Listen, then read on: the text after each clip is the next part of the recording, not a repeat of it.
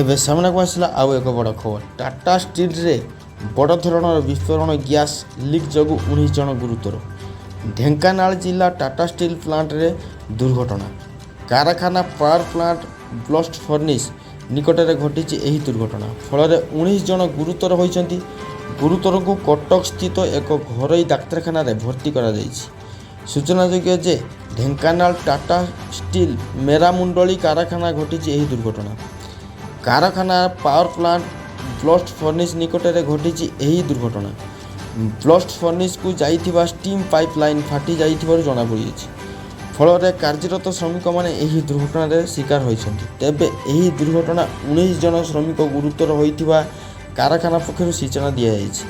ତେବେ ସେମାନଙ୍କୁ କଟକ ସ୍ଥାନାନ୍ତରିତ କରାଯାଇ ଏକ ଘରୋଇ ଡାକ୍ତରଖାନାରେ ଚିକିତ୍ସା ଜାରି ରହିଛି।